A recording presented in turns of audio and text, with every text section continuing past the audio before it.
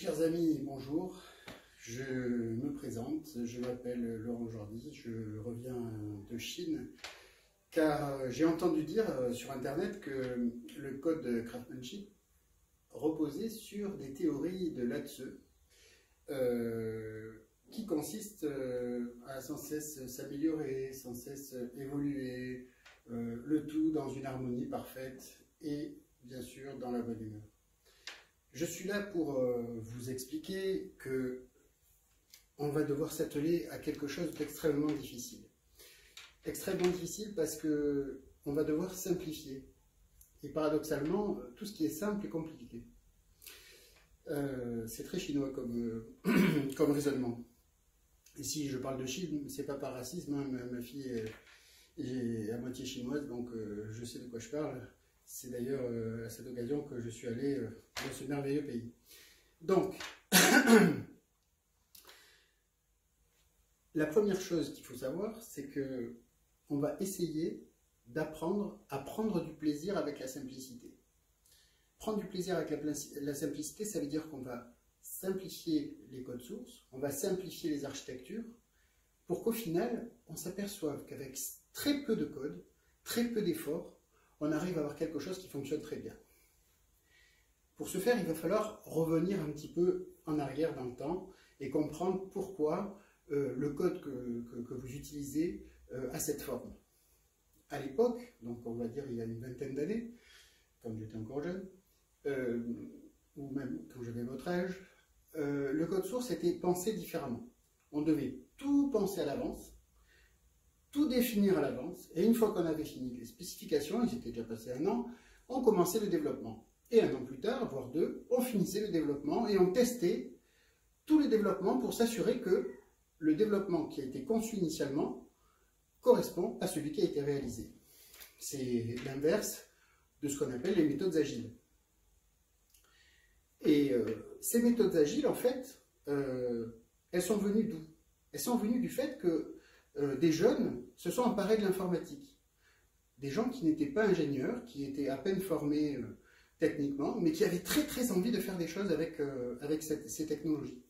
Donc qu'est-ce qu'ils ont fait? Ils ont pris des exemples sur Internet, ils les ont récupérés, ils les ont bidouillés, ils ont rajouté des petites fonctionnalités, tac, tac, tac, et en quelques jours, quelques mois, ils sont arrivés à fabriquer des logiciels qu'ils ont réussi à mettre en ligne et que les gens ont commencé à utiliser. Certains d'entre eux ont eu énormément de succès et ces logiciels sont devenus les fameux success stories qu'on connaît aujourd'hui à l'échelle mondiale.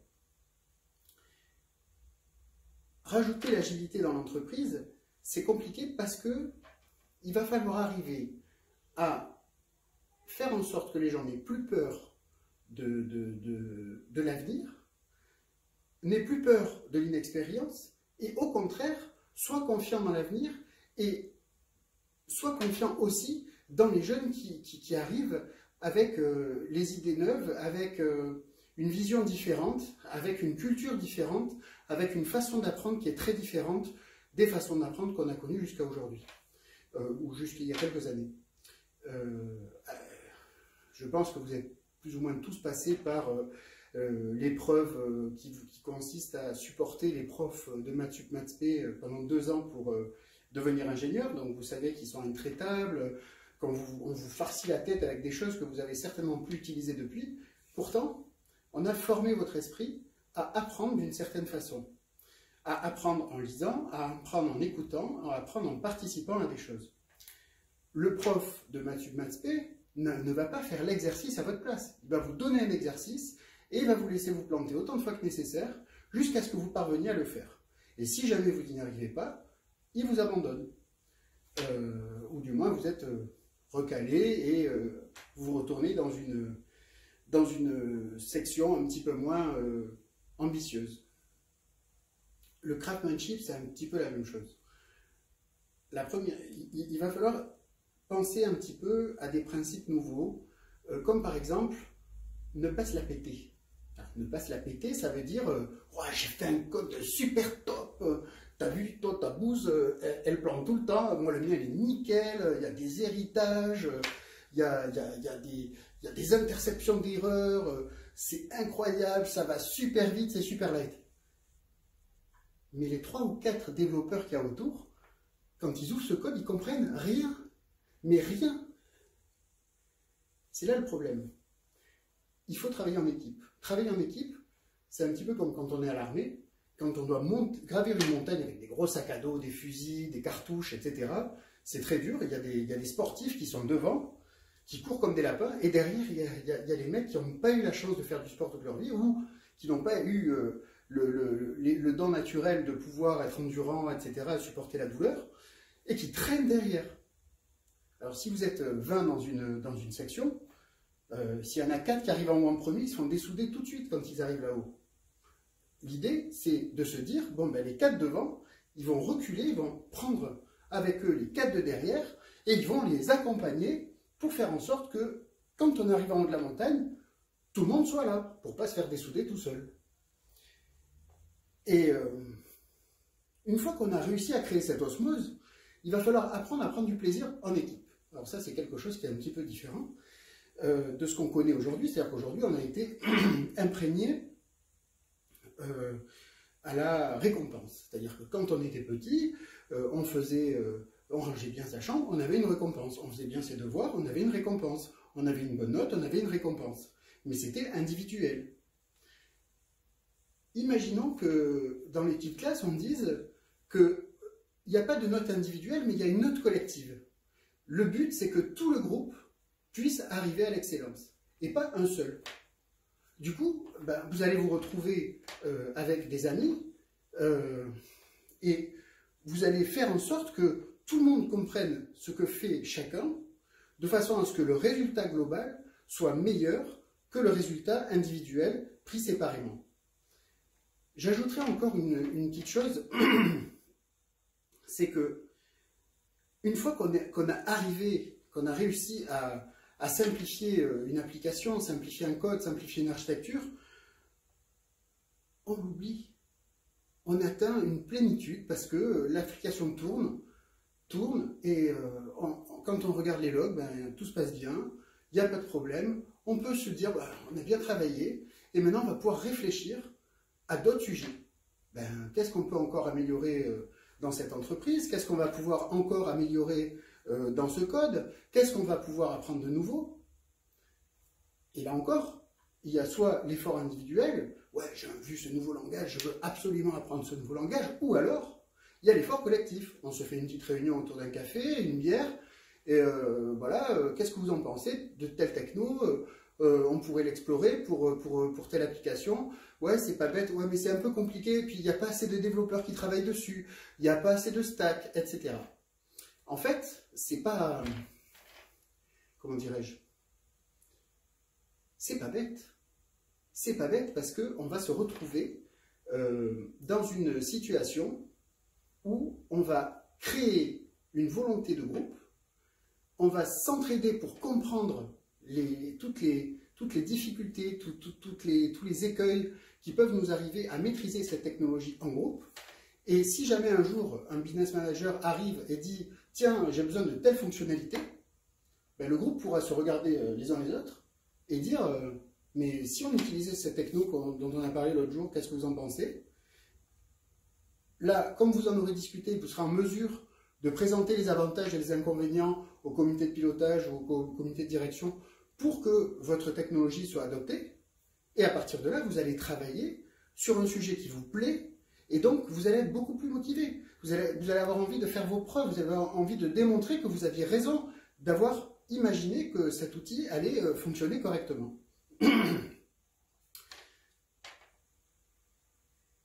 Il y a beaucoup de tensions en général dans les grands groupes, en particulier en France, parce qu'il y a des pressions liées aux contraintes légales, des pressions qui sont liées aux contraintes budgétaires, il y a des pressions qui sont, il y a des contraintes technologiques, il y a des nouvelles normes qui sortent tout le temps, il y a des nouvelles technologies qui sortent tout le temps, il y a des nouveaux experts qui arrivent tout frais, sortis de l'école, encore meilleurs que vous, alors que vous avez déjà 10 ans d'expérience. Et à la fin, vous êtes obligé de devenir coach craftsmanship parce que vous ne savez plus coder. Et donc, il va falloir arriver à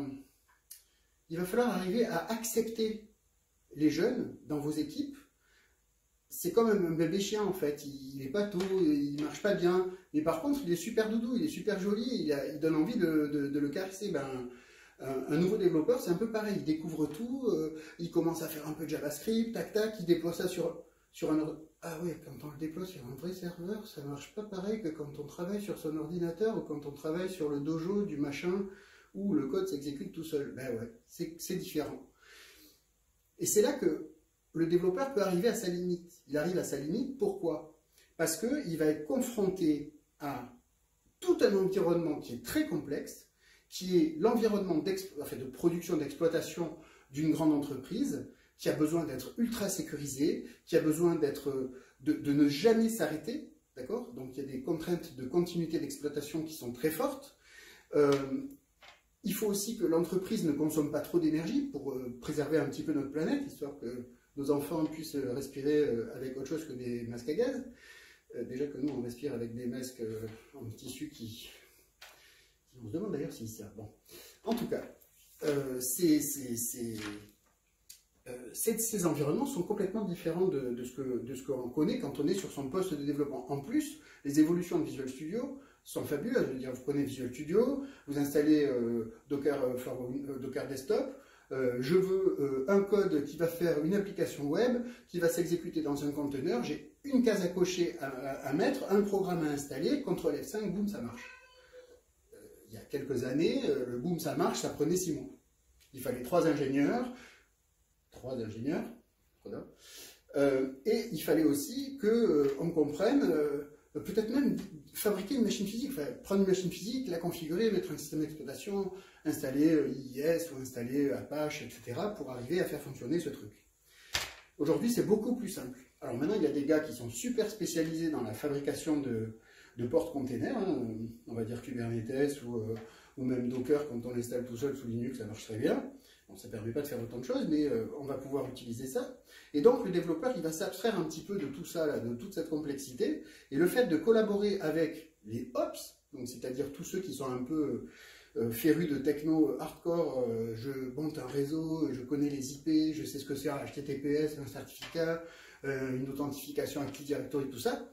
Et donc, il va pouvoir parler avec ces gens et il va pouvoir collaborer, sympathiser. Un petit paintball ou une petite course de cartes, ça aide aussi. Hein. Donc, voilà. Tout ça pour dire que ce qui nous attend, c'est quelque chose d'assez passionnant. On va tous apprendre à se connaître les uns les autres. On va tous apprendre à s'apprécier les uns les autres. Et on va tous apprendre à gagner ensemble. Alors, vous vous dites, à quoi ça sert? On ne va pas s'auto-féliciter parce qu'on a gagné ensemble. Non. Je ne sais pas si vous réalisez bien où vous êtes. Vous êtes quand même dans un des fleurons technologiques du pays France. C'est pas rien. Bon, la France, elle a plein de défauts, mais elle a aussi beaucoup de qualités. C'est qu'elle a des infrastructures technologiques de très haut niveau, dignes on va dire, des meilleures installations du monde. Alors, je sais très bien que la Corée, par exemple, nous décalque. Les États-Unis sont pas mal aussi, mais ils ont beaucoup plus d'argent que nous. Et nous, on arrive avec nos petits moyens à faire des choses qui sont assez sympathiques. Et quand on travaille dans ce groupe, on a la chance d'avoir eu une impulsion de la direction générale de fabriquer un DevOps qui est quand même un des meilleurs de France, il faut le dire. Alors si vous posez la question, regardez un petit peu sur Internet, sur toutes les discussions qu'il y a autour de DevOps et combien il y en a qui ont un pipeline aussi complet. C'est un DevOps qui est très orienté sécurité. Si vous regardez un petit peu les publications de l'ANSSI, donc l'Agence nationale de la sécurité des systèmes d'information, vous allez voir qu'il y a des ouvrages gratuits hein, que vous pouvez télécharger sur Internet, notamment le référentiel d'exigence SecNumCloud auquel on va être confronté tous les jours, puisque toutes les applications ou presque de cette entreprise vont aller sur le cloud, qu'il soit privé ou public. Il va falloir qu'elle soit sécurisée. Donc il va falloir qu'on comprenne un petit peu toutes ces réflexions qui ont été faites par des gens qui ne sont pas tout à fait bêtes. Parce que quand vous lisez les bouquins, non seulement ils ne sont pas bêtes, mais en plus ils savent écrire. Et tout ça, on va pouvoir se mettre en compétition avec les meilleurs développeurs du monde qui, eux, travaillent pour d'autres banques. Et là, on va pouvoir s'éclater. On est en compétition avec l'élite mondiale du développement informatique. Alors bien sûr, dans notre domaine, hein, on ne va pas aller... on va dire concurrencer des gens qui font de la recherche fondamentale sur les virus ou je ne sais quoi. Là, on parle d'informatique de gestion au plus haut niveau, avec des contraintes, avec peu de temps pour le faire fonctionner. Donc, il y a eu des raccourcis qui ont été faits, etc. Donc, il ne faut pas juger le code existant.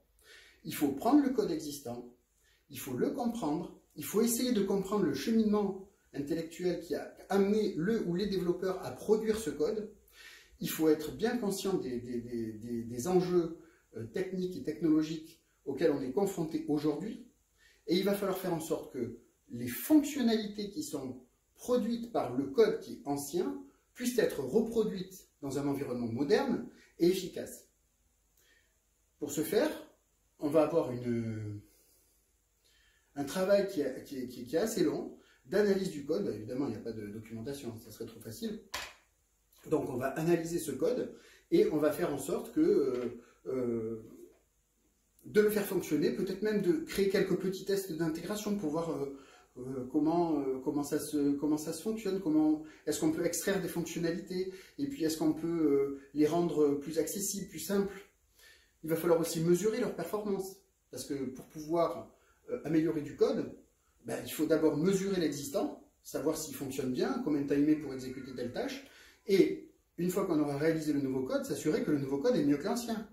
Et si jamais le nouveau code est moins bien que l'ancien, il ne faut pas hésiter à le balancer, à en créer un nouveau ou à reporter le nettoyage, etc.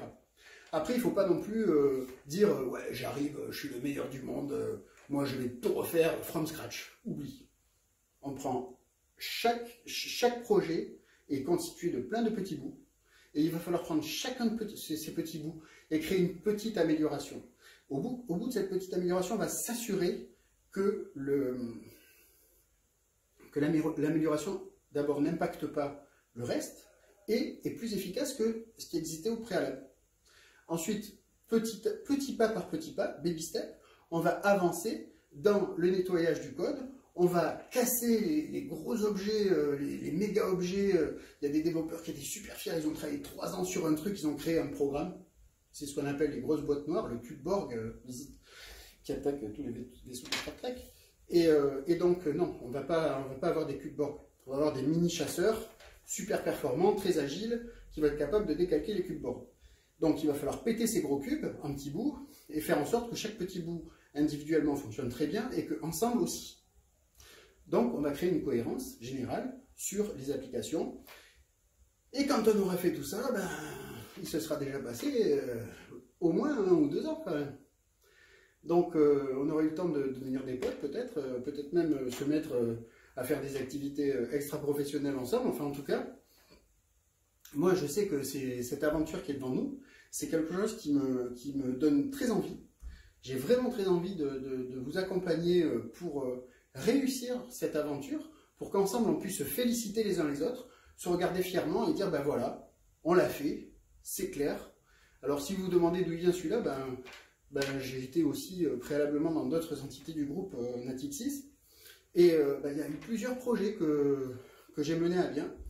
Des projets qui n'avaient rien à voir avec mes compétences. Hein. Moi, j'étais un développeur, en plus, pas si bon que ça, hein, d'après mes collègues qui me jugeaient, eux. D'ailleurs, c'est pour ça que je me suis dit, je vais arrêter d'être développeur, parce que c'est trop douloureux de voir des jeunes qui vous décalquent parce qu'ils sont mieux que vous. Et donc, j'ai réussi, par exemple, à finaliser le transfert technologique des serveurs Windows 2003 vers des serveurs Windows 2008 et supérieurs, voire 2012-2016. Ça a l'air bête, mais quand il y a 80 serveurs, c'est beaucoup moins bête que ça. Il y a par exemple des technologies de sécurité qui ont évolué. On ne peut plus s'authentifier de la même façon avec du Windows 2016 qu'on le faisait avec du Windows XP. C'est un peu logique. On avait, oui, parce que Windows 2003 et Windows XP, c'est à peu près de la même époque. Vous n'étiez pas encore né. Et donc, j'ai aussi contribué à ce qu'on abandonne les bases de données Sybase pour aller vers SQL Server. Là aussi, ça a l'air bête comme ça. Bon, déjà, moi, je n'étais pas DBA, mais par contre, il fallait, d'une part, faire en sorte que les DBA nous aident, nous, les développeurs, qui n'étions pas DBA, à comprendre pourquoi il allait falloir transformer notre code pour que notre code puisse fonctionner avec cette nouvelle base de données, alors que SQL Server, à l'origine, c'est une évolution de Sybase. Mais l'écart entre les deux n'a cessé de croître. Et aujourd'hui, il n'y a pas photo, est-ce que le serveur est mieux que Sybase? Voilà, voilà. Ben, j'ai plus qu'à vous dire à très bientôt. Et j'espère qu'on va bosser ensemble. Voilà. Parce que j'ai très envie de le faire. À bientôt.